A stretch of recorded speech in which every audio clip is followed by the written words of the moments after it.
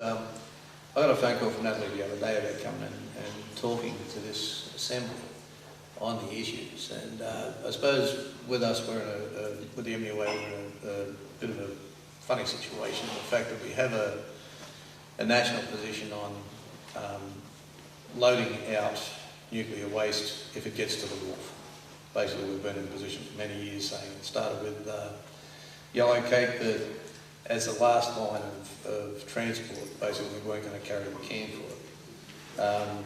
We have come across just recently the situation of the nuclear waste being loaded out of Kembla for the first time. Usually it's gone out through Botany. We had a lot of meetings with ANSTO between South Coast Labor Council and ourselves.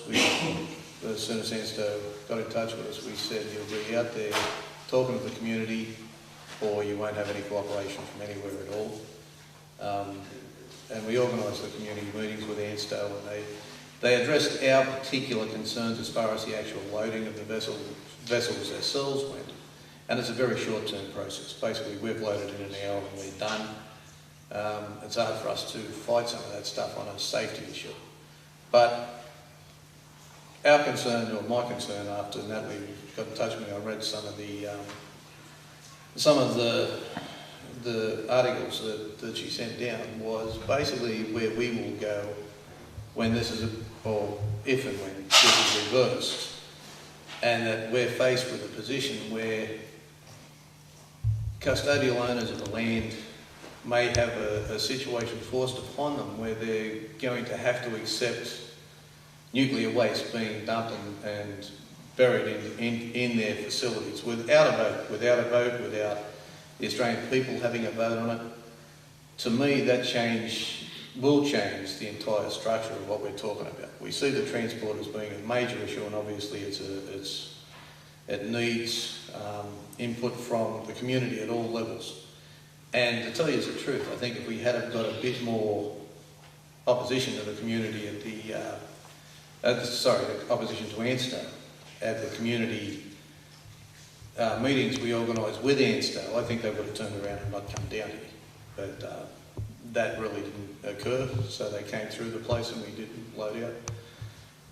I'm more than prepared to take this issue back to our National Council, and obviously I'll be talking to some of the people involved, and if they want to put a proposition to me, I'd be more than happy to take something back to our National Council of our union to get a national position on bringing radioactive waste back into the country. Once those nuclear fuel rods have been re-enriched or whatever they've brought back into the country for storage, that's a whole different prospect. It really is a frightening situation that people aren't going to have a say of what's buried in their own lands, what's stuck there. It's just not an acceptable position for them. And I think from not only our union, but then taking that through the ACTU, we have to broaden that sort of an argument out, saying, no, we've got to have a safe issue on this. We're not prepared to be the people to transport this back up, to bury it in an area where the communities had no say, the traditional owners have had no say whatsoever in this going in the ground, and pretty much from there, I can't give you that assurance at the moment, but I'll tell you now, I'll take it back to my union.